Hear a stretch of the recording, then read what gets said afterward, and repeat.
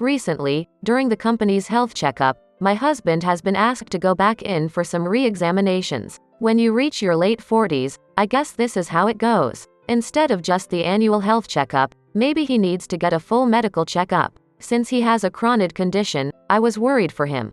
I am Emma. I have been married to Benjamin for 20 years. Our only daughter, Sophia, is 17 years old and she is at an age where she is getting ready to take the university entrance exams. Over these 20 years, there have been ups and downs, but I felt relieved as our daughter has grown up. While working a part-time job at a bakery near the train station, I have been taking care of our home. And because I was worried about my husband's health, I paid attention to our meals, choosing low salt and low oil recipes, and preparing healthy dishes. I thought there was still a long way to go in our married life. However, my husband ignored my feelings and did as he pleased. It was one evening. My husband came home. What's wrong? You're home so early. I ate too much for lunch, and my stomach doesn't feel well. His usual aggressive tone was nowhere to be found. Because my husband has a chronic condition, I thought of taking him to the hospital, but he said, "Let me sleep a bit, it'll get better." So, I decided to just keep an eye on him. And after 3 hours, my husband was acting strangely. He was breathing heavily, and saying he's in pain. "Are you okay?" I panicked and decided to take him to the hospital. He was laid on a bed in the treatment room, and a nurse came in. I was surprised to see that, for being a nurse, she had heavy makeup on and a flashy appearance. "You alright? We'll measure your blood pressure." "Okay. What was your temperature?" "It's 37.4 degrees Celsius. 37.4 degrees Celsius. The doctor will be with you shortly, so please wait." And while the nurse took my husband's pulse, "Are you feeling any pain anywhere?" The nurse's eyes lit up as she was asking questions. I couldn't help but to think that she looked like a hostess, cosplaying as a nurse or something. While I was feeling a bit uneasy, the doctor arrived right away. My husband had to be hospitalized for examinations. And then, we received the test results from the doctor. It seems my husband was on the verge of developing a stomach ulcer, and he was strictly advised against overeating and excessive drinking. Just as I suspected, his body had been crying out for help. As the pain subsided, and he calmed down, one of his subordinates came to visit him. I rushed to the store to buy drinks, and when I returned to the hospital room, I heard laughter. However, even though only a man had come to visit my husband, I heard a woman's voice. When I listened carefully, it was that nurse from before. "That's right, let's go camping. It won't hurt to go enjoy some fresh air. Camping is so fun. Let's all go together, boss. I can borrow my dad's car. It's trendy to go camping empty-handed these days." That's right, camping empty-handed. Sometimes it even comes with hot springs. They provide everything, from ingredients to cook with to tools. As a part of rehabilitation, I'll go too. That sounds great. Alright, let's go after I get discharged. As expected, you make quick decisions. Yo, boss, what are you talking about? They reply on you, huh? He, I was surprised that a patient and a nurse talking about camping, while that patient is being hospitalized. It wasn't just my husband, but I couldn't understand what the nurse was thinking. And he was told that binge eating and drinking are strictly forbidden. There is no way that this is appropriate. I pretended that I heard nothing and I went into the room and handed a drinks to my husband's subordinate. A few days later, my husband was discharged from the hospital. While my husband was hospitalized, he went crazy about that beautiful nurse. I knew that was coming, so I was not surprised. "You need to get out of here." "I understand. I don't care regardless of what happens." "Alright." I divorced him, as he wished, lol. And I left the house with Sophia. However, this didn't sit right for Sophia. I don't get it. Why did he say that we gotta leave so suddenly? What is he even thinking? Isn't he an adult? Well, it's not like it's something new. To be honest, I feel very relieved. No, I can't forgive him. Using mom like a maid, and in the end, cheating on you and divorcing you, you can't forgive him. Let's get revenge. No, that's alright. You don't have to do that. The time will come for him to suffer. Mom, are you planning something? It's not like that. I no longer think of him as my father, and I'll never see him again. It really gives me the creeps. What's with that guy? So annoying. I'm sorry, things turned out this way. But you know, only thing that I feel grateful for him is that you were born, Sophia. I am truly happy that you were born, Sophia. You don't have to be grateful for that. That man is a bad person, so he deserves punishment. I hate him so much. And 6 months have passed by after I got a divorce when something happened. When I was going on my way to the bakery to work as usual, my phone rang. It was Olivia, the nurse who was my ex-husband's mistress. Olivia said she had something to talk about, and asked if we could meet after I get off work. I reluctantly agreed to meet, and when I went to the designated cafe for the meeting, there was Olivia, looking flashy. You know, don't you mess with me like this, okay? Do you understand why I came to meet you? Oh, I have no idea. Sign you haven't told me anything. Don't play innocent with me. You divorced and left the house. How? Why are you selling that house? Why are you doing such a selfish thing? Cancel it right now. Is there some misunderstanding? I am the one who has purchased that house. Oh, maybe your ex-husband didn't tell you anything. Huh, what do you mean? He keeps quiet about things that are inconvenient to him. Before we got married, my parents died in an accident, and I received an inheritance. With that inheritance, I purchased that house. So, it doesn't belong to the marital assets, it's mine. Huh, does that mean Benjamin is left without a home? That's right. Did he say that the house is his? At his age, it's probably impossible for him to purchase a house. So, we're gonna rent forever. I didn't hear about this. He said he would sell that house and buy a luxury condo. He lied to me. So now, he's nothing more than a penniless old man. How unfortunate. But you're married and have a husband, don't you? And on top of that, you have a child. You have to take responsibility for this. I demand compensation. In due time, I think your husband will also ask for a compensation from you, huh? Does my husband know about this? Of course he does. Cheating always gets exposed. He said, since you are fully responsible for this, he would demand compensation and child support. Oh man. What should I do? It seems that Olivia's plan didn't go as expected, and she panicked. I didn't mention it at that moment, but, based on my lawyer's suggestion, I sent a certified letter to my husband's company. My husband's company said, a man who can't even protect his own home, can't protect the company either. People who are happy at home are the only ones who get to move up in the company. If it becomes known that the divorce was due to him cheating, my husband will be taken off the path to success and promotion in that company. He desperately tried to act like a good person to get on that path to success and promotion, but now everything will crumble away. And the director of the hospital that Olivia works is the biological father of Olivia's husband, and her father-in-law is well known in the medical community. He's always disliked dishonesty. So, well, divorce is unavoidable. It seems that Olivia became a nurse just because she desperately wanted to marry a doctor.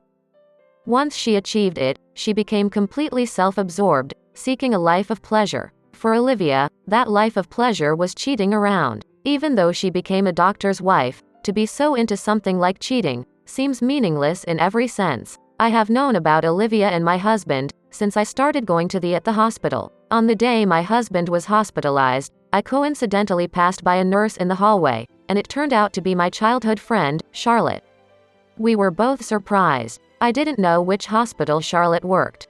But knowing that Charlotte was there, it gave me reassurance, and we had a meal together after a long time of not seeing each other. At that time, when I heard about Olivia's romantic relationships, I thought she was quite a nurse, but my husband is 47 years old, so I wasn't too concerned. I never expected that he would cheat on me at his age. However, 2 days later, I received a call from Charlotte, and she informed me that the affair had already begun. With the information from Charlotte, I had already mentally prepared myself for this. So, even when my husband told me to leave, I thought the time had finally come, and I agreed to the divorce without any hesitation. No assets, no cash, and the only thing I could take from a man with nothing was the compensation. I had made up my mind to start a second life. And to my surprise, I was able to sell my house at a higher price than expected. I could even afford to purchase a new condo. It was kind of a refreshing feeling. It was a time when Sophia and I were happy with our new lives together.